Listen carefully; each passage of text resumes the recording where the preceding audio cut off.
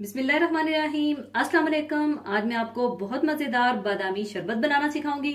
और गर्मियों में और रमजान में सबसे ज्यादा जरूरी होता है कि कुछ ऐसे ड्रिंक्स होने चाहिए जो प्यास को भी कम करें, रिफ्रेश करें और एनर्जी भी दें। और खासकर अफ्तारी में हमें कुछ ऐसे ही ड्रिंक्स का इंतजार होता है जो सेहत बख्श, मजेदार, हेल्दी और एनर्जी भी दे, ताकि रमजान को आप मजेदार तरीके से एंजॉय कर सकें। तो बादामी शरबत बनाने के लिए हमें चाहिए होंगे बादाम छिले हुए हाफ कप, जिन्हें आप गर्म पानी में कुछ देर भिगोने के बाद छीलकर रख लीजिएगा।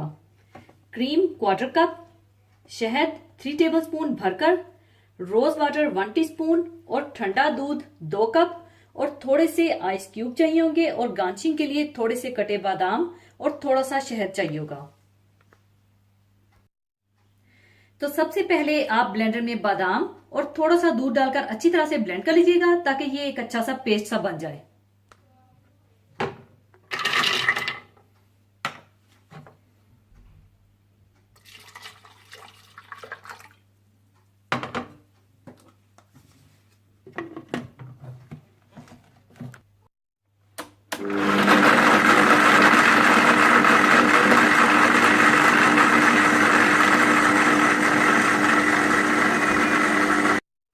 और जब बादाम अच्छी तरह से पिस जाएं और पेस्ट की शक्ल में आ जाएं, तो आप इसमें आइस क्यूब डाल दें।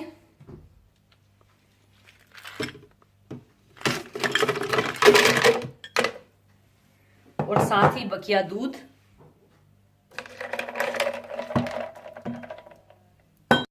और क्रीम,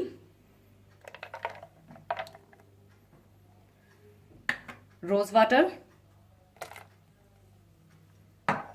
और शहद डालकर अच्छी तरह से ब्लेंड कर लें।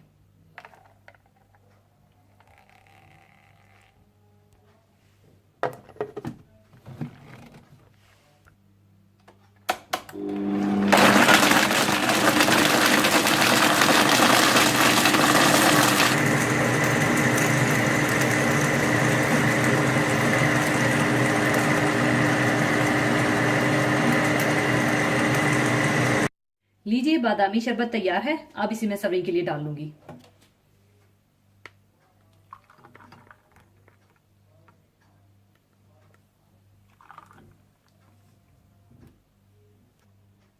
ऊपर आप कटे हुए बादाम डाल दें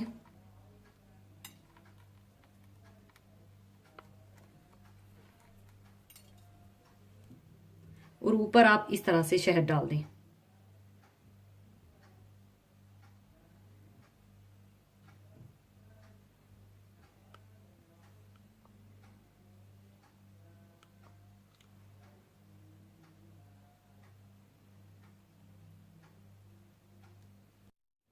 लीजिए, बहुत मजेदार बादामी शरबत तैयार है। इसे आप ठंडा ठंडा सर्व कीजिएगा और जरूर बनाइएगा। और जाने से पहले एक हदीसे पाक शेयर करना चाहूंगी।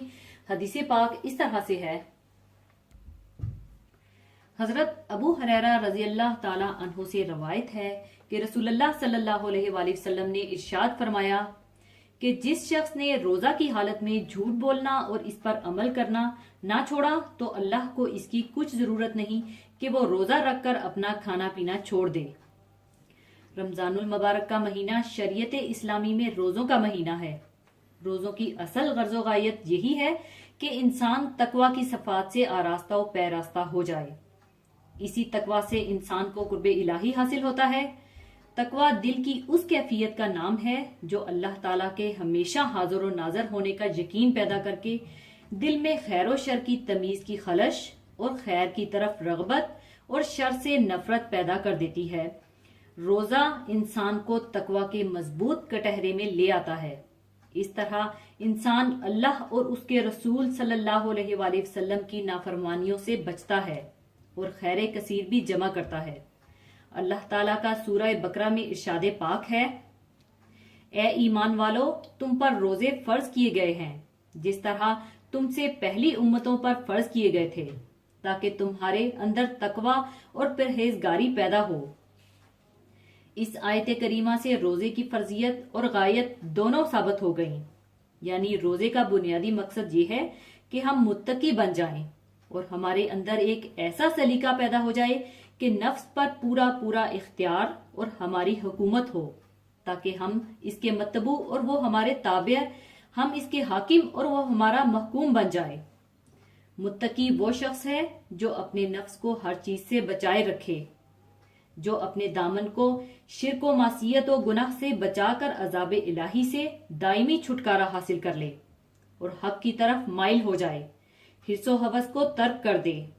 तकवा और परहेजगारी हासिल करने में रोजे का बहुत दखल है, क्योंकि रोजे इंसान के लिए ख्वाहिशात नफसानी को काबू रखने का वस्फ पैदा करता है, जो कि तकवा की बुनियाद है। फितरत का तकाजा यही है कि इंसान की अकल को उसके नफ्स पर हमेशा गलबा और तसल्लुत रहे, लेकिन बाज़ औक़ात उसका नफ्स उसकी अकल पर मुसल्लत हो जाता है। इसलिए दीन इस्लाम में इस्लाह बातन और पाकीज़गी कल्ब के लिए रोजे को फर्ज करार दिया गया है और इसको दीन के उसूल से ठहराया गया है। इससे ये बात अयां होती है कि रमजानुल मुबारक के महीने का एक खास मकसद इंसान के अंदर इस्लाम, ईमान, अमन और सलामती के एहसासात को उभारता है।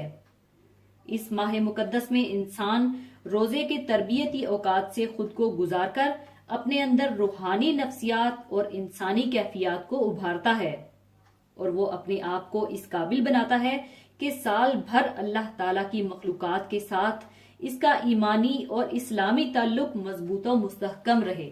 इसी के साथ मैं आपसे इजाजत चाहूंगी। अपना बहुत ख्याल रखिएगा, दुआओं में याद रखिएगा। अल्लाह हाफिज।